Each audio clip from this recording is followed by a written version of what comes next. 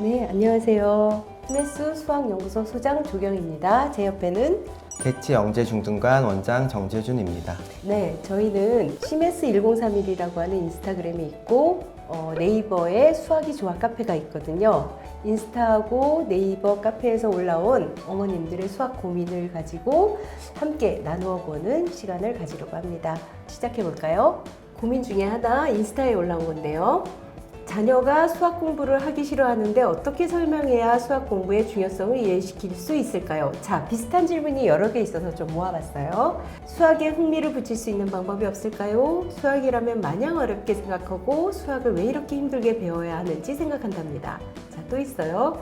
두 딸들이 수학을 싫어하는데 어떻게 하면 자연스럽게 수학을 접하고 좋아할 수 있을까요?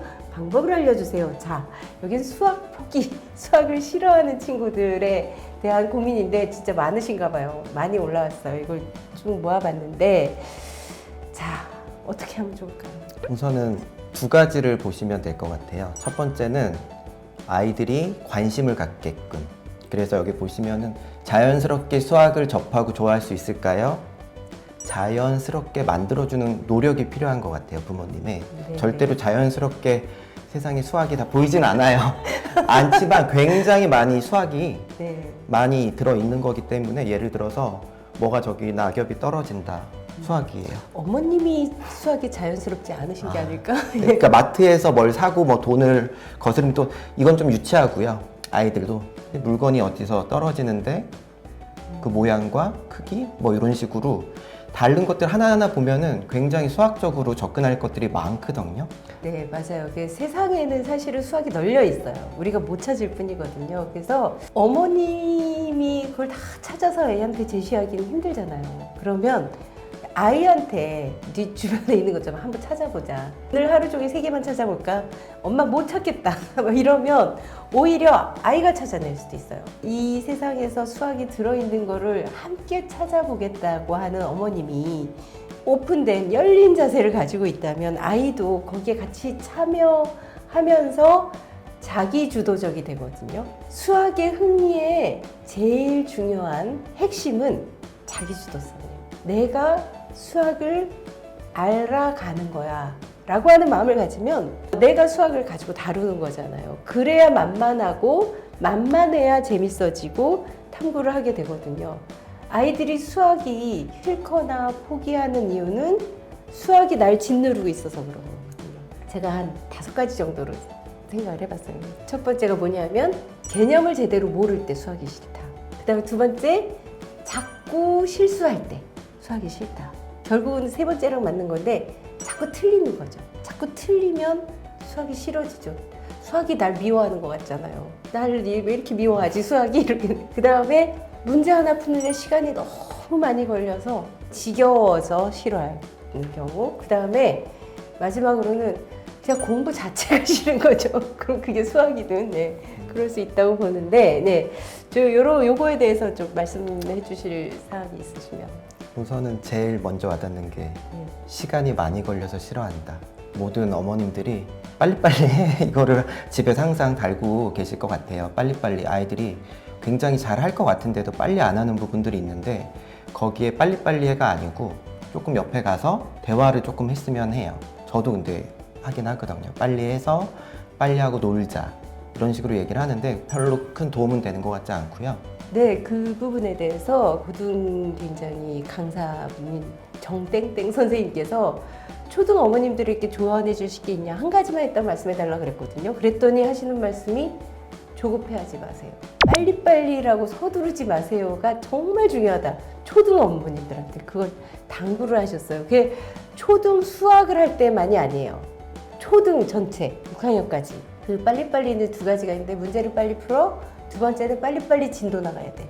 이 두 가지 빨리빨리를 하지 말아주세요라고 아주 신신당부를 하셨거든요. 또 학부모 입장에서 대변을 한다면 네. 그 빨리빨리랑은 좀 다른 게 네. 뭔가를 오랜 시간 생각을 해야 되고 뭔가 그 안에서 아이가 생각하는 힘이 길러지고 뭐 진도가 천천히 나가는 건 괜찮아요. 그런데 8 더하기 15를 지금 10분째 잡고 있다. 이런 걸 봤을 때 너무 화가 나서 빨리 해 이게 나오는 거기 때문에 근데 그것도 가서 이야기를 저는 잘 못하는데요. 네. 어머님들 했으면 아니에요. 그때는 기다려줘야 되는 게 아니라 애가 이게 싫은 거예요. 생각하기 싫은 거거든요. 근데 그 생각하기 싫은 걸 앞에 놓고 있는 것은 아이가 일종의 무언의 반항이에요. 자기도 10초만 생각하면 풀 수도 있어. 그런데 내가 이 하기 싫은 걸 내 앞에 왜 갖다 놔라고 하는 무언의 반항이거든요. 그러면 거기에 대해서는 그래 지금 하기 싫구나. 그러면 엄마가 그냥 그거를 예로 들어주면 돼요. 이렇게 갖다 놓고 아무거나 우리 이제 엄마 요리하려고 하는데 아유 이게 15개 있네. 여기다 8개 더하면 몇 개가 되나? 그거거든요. 그렇게 해서 엄마가 그런 걸 해보려고 아이가 어머 15 더하기 8 했네? 뭐 이렇게 했을 때 좀 그러게 하면 아이가 미안하잖아요. 자기가 아까 할 수 있었는데 하기 싫다고 했던 거니까. 그리고 이제 엄마가 아이한테 수학에 대해서는 미안하다는 말도 해야 돼요. 네가 이렇게 하기 싫구나. 엄마가 강요한 거에 대해서 미안해. 네가 수학을 잘했으면 좋겠어서 그랬어. 네가 수학을 좋아하면 참 좋겠다. 정도는 얘기를 해줘야 된다는 거죠. 네, 그래서 엄마도 너한테 이게 강요하는 건 미안하다. 그래서 엄마도 왜 자꾸 이렇게 너한테 이러는지 빨리하고 엄마는 너랑 놀고 싶어서 그랬어. 이런 얘기는 해줘야 된다는 거죠. 아이가 수학에 대해서 수학이 날 누르고 있다라고 생각하지 않고 내가 수학을 가지고 하고 내가 수학에 대해서 자기 주도성을 가지고 있다라는 생각을 하게 해줘야 되는데 가장 핵심은 사실은 고학년 올라갈 때는 수학을 포기하는 이유가 개념을 제대로 모를 때예요. 이건 굉장히 중요한 내용이거든요. 그래서 개념을 제대로 모를 때는 어떻게 이걸 해결해 나가야 될지. 그런 친구들도 굉장히 많죠. 어느 순간까지는 굉장히 오답도 없이 잘해요. 근데 한순간 갑자기 많은 오답과 이해를 못하고 성적도 떨어지고 이런 경우가 있는데 그 전환되는 시기들을 잘 보시긴 해야 되는데 개념, 그 앞선 개념이 문제는 풀 수 있는데 개념이 안 잡혀 있는 경우가 굉장히 많거든요. 그런 사례가 혹시 있었나요? 굉장히 많습니다. 그 중에 생각나는 친구가 있다면. 네. 중학교 친구인데 외국에서 오래 살다가 왔어요. 그곳하고 우리나라 학교하고 그 교육 과정이 조금 다른 부분 때문에 중간에 개념이 통으로 비어있는 형태의 친구가 있어요. 그래서 중등 과정에 새로운 과정들을 알려주는데 너무 잘 받아들이는 거예요. 중학교 2학년 때 좀 어려운 부분이 대수 파트나 도형 파트나 다 있잖아요. 그 부분의 해석 능력이 너무 뛰어나고 받아들이는 게 너무 좋은데 분수의 덧셈 뺄셈을 못하는 그런 친구들 이런 경우도 있거든요. 안타깝네요. 그러면 어떻게 해요? 다시 시작을 하면 돼요. 그 부분 다 할 필요는 없고 그 아이가 부족하고 모르는 부분을 하나씩 가져가서 아이가 그냥 책을 읽어와도 어느 정도는 해소가 되거든요. 정확하게 근데 그 아이가 어느 개념이 없는지를 그거를 찾아주는 게 핵심이에요. 그러면 이제 저도 언뜻 생각나는 게 있는데 만약 그 정도 친구라면 그 분수의 연산 부분이 있는 그 대목만 집에 가서 읽고 거기만 좀 풀어오도록 하면 그럼 도움이 될까요? 그럼요.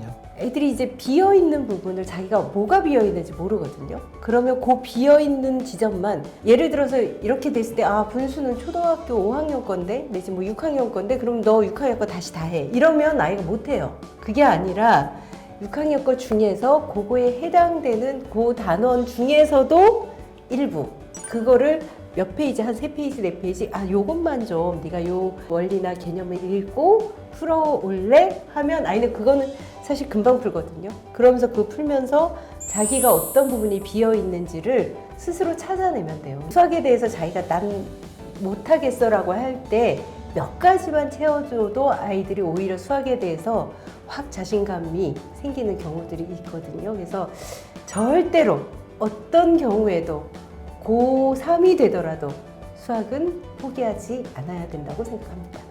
오늘도 어머님들께 많은 도움이 되었으면 좋겠습니다.